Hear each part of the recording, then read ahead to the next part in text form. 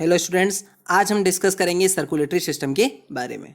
तो circulatory system क्या है? तो सर्कुलेटरी सिस्टम वो सिस्टम है जिसके थ्रू किसी ऑर्गेनिजम्स के अंदर उसके बॉडी के एक पार्ट से दूसरे पार्ट तक मटेरियल को ट्रांसफ़र किया जाता है।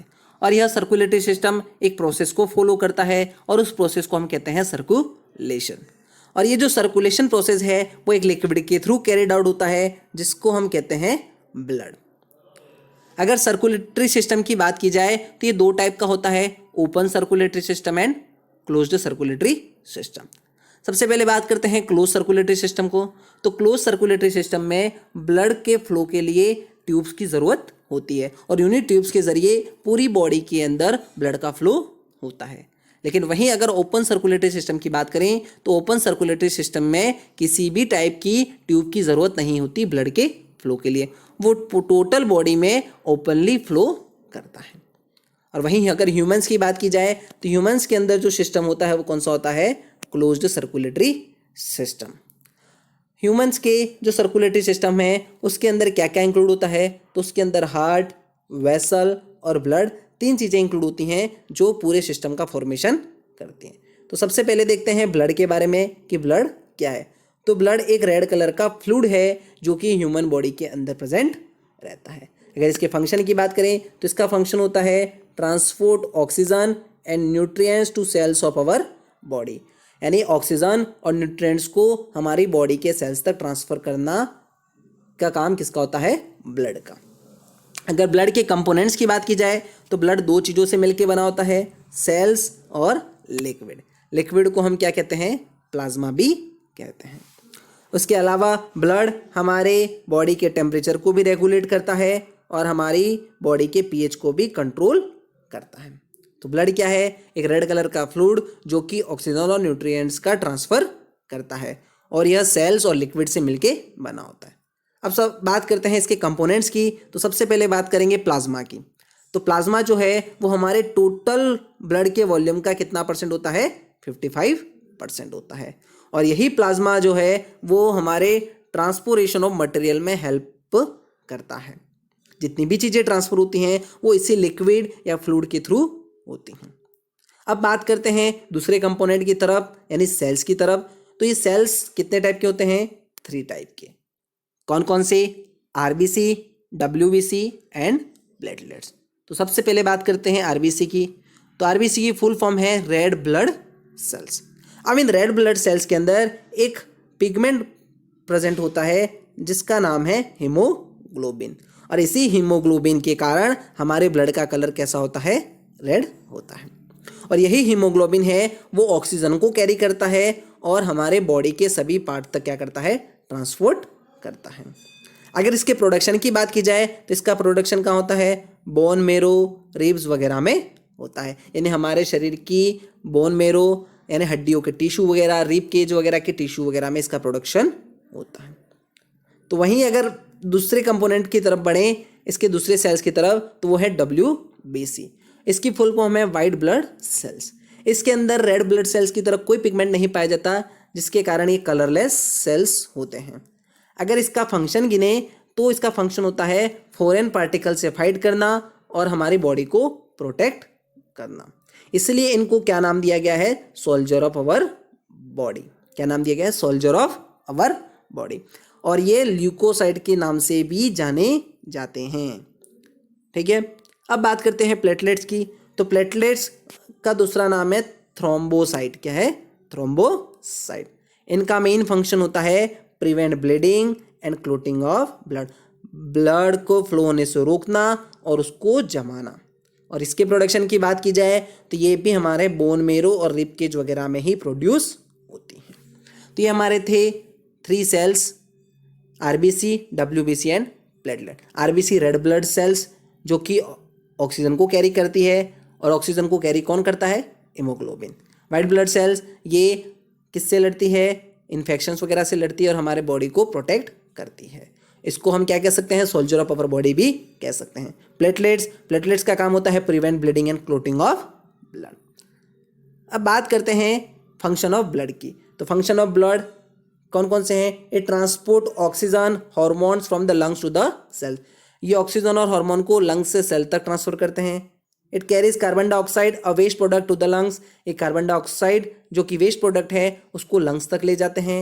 ये डिसीजेस से लड़ते हैं और हमें इन्फेक्शन से बचाते हैं। ये हीट को ट्रांसफर करते हैं और हमारे बॉडी को टेम्परेचर को कंट्रोल करते हैं। ये हमारे पीएच को भी कंट्रोल करते हैं बॉडी के, और एक्सचेंज ऑफ गैसेज में भी रिस्पॉन्सिबल होते हैं। तो ये था हमारा ब्लड और ब्लड के कंपोनेंट्स के बारे में डिस्कशन। अब बात करेंगे हम वेसल्स की, जिसके अंदर हमारा ब्लड फ्लो होता है। तो ये जो ब्लड वेसल्स होती हैं वो भी कितने टाइप की होती हैं? 3 टाइप्स की होती हैं, आर्टरीज, वेन्स और कैपिलरीज। सबसे पहले बात करते हैं आर्टरीज की। तो ये हमेशा हार्ट से ऑर्गन तक ब्लड को कैरी करने का काम करती है। कहाँ से कहाँ ले जाती है? हार्ट से ऑर्गन। और इसके अंदर हमेशा जो ब्लड फ्लो करेगा वो कौन सा होगा? Oxygenated blood. कौन सा होगा? ऑक्सीजनेटेड, मतलब ऑक्सीजन रिच। लेकिन एक्सेप्शन यहाँ पर एक होता है, वो है पल्मोनरी आर्टरी। कौन सा है? पल्मोनरी आर्टरी, जो कि कौन सा ब्लड लेके चलती है? डीऑक्सीजनेटेड, मतलब कार्बन डाइऑक्साइड ब्लड। वहीं अगर वेन्स की बात करें तो वेन्स हमेशा ब्लड है वो कहाँ से कहाँ फ्लो करती है? तो वो हमारे वेरियस ऑर्गन्स से ब्लड को लेके चलती है और हार्ट तक लेके जाती है। ठीक है। उसके बाद इसके अंदर जो ब्लड का फ्लो होता है वो कौन सा होता है? तो वो ब्लड कौन सा होता है? डीऑक्सीजनेटेड। कौन सा होता है?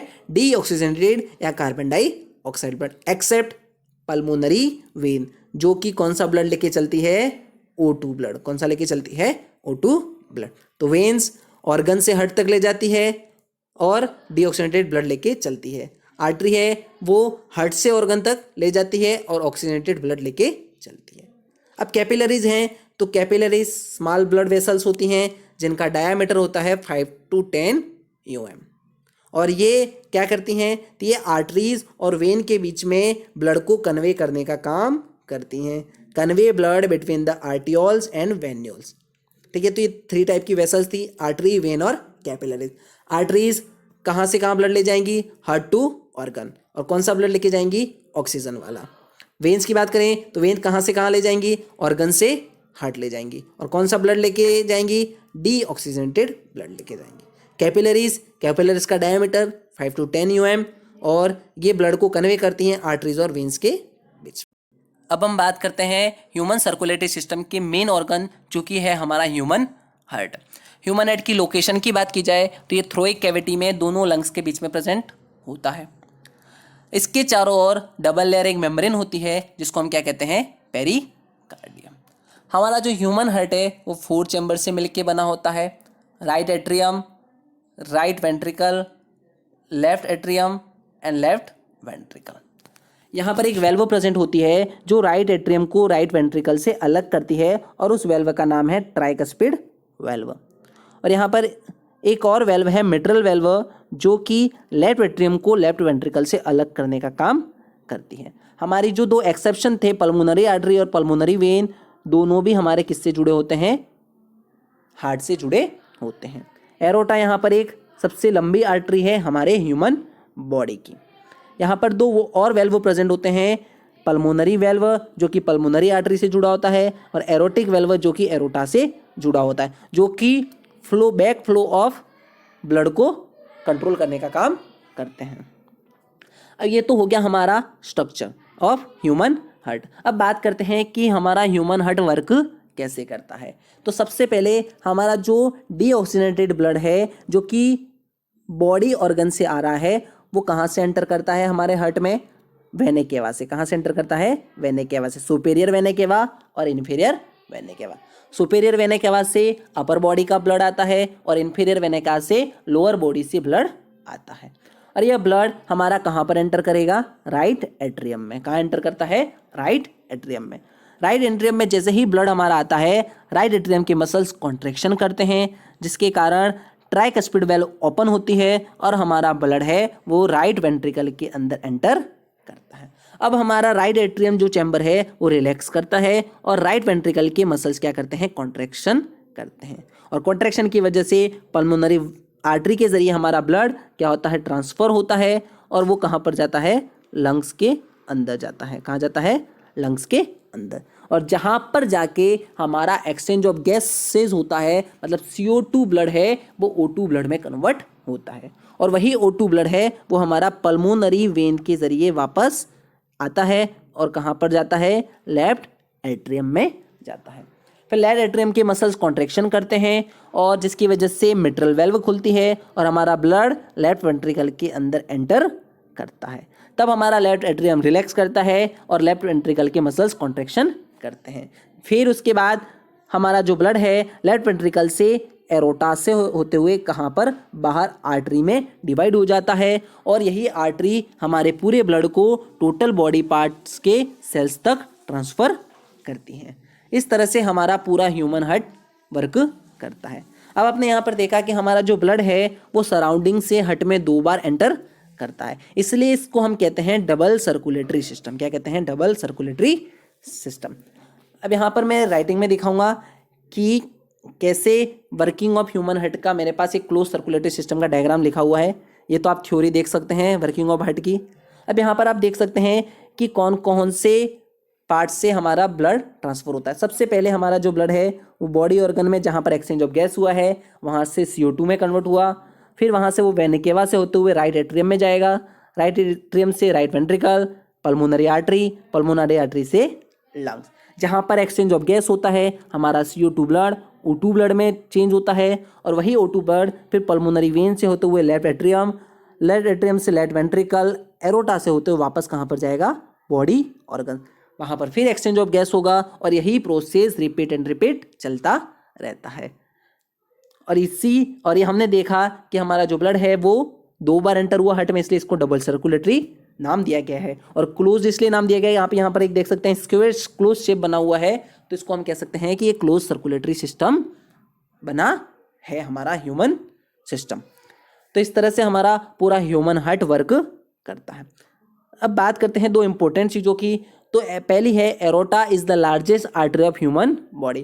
तो एरोटा जो है वो हमारी ह्यूमन बॉडी की सबसे बड़ी आर्टरी है जो ऑक्सीजनेटेड ब्लड लेके जाती है।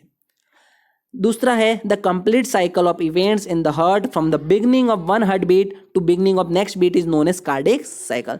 तो वो पूरा साइकिल जो एक बीट से दूसरे बीट तक रहता है वो क्या कहलाता है, हमारा कार्डियक साइकिल। और ये 2 स्टेज में कन्वर्ट होता है, कंप्लीट होता है, सिस्टोल एंड डायस्टोल।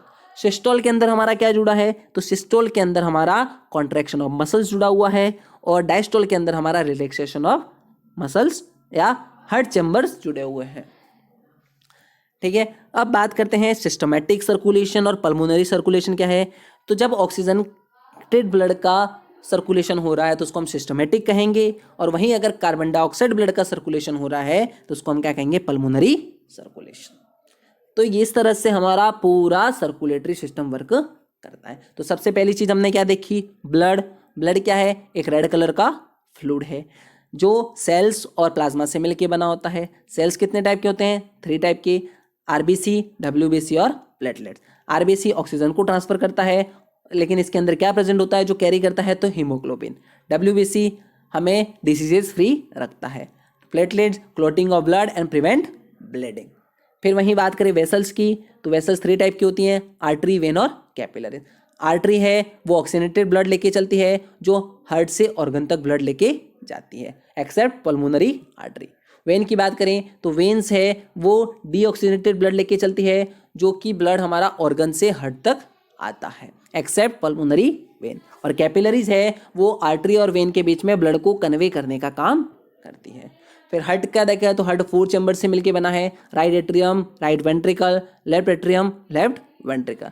राइट से राइट पार्ट को अलग करती है ट्राइकस्पिड वेल्व, लेफ्ट से लेफ्ट पार्ट को अलग करती है बाइकस्पिड या मिट्रल वेल्व। और हार्ट के चारों ओर एक डबल लेयर होती है, उसको हम कहते हैं पेरिकार्डियम।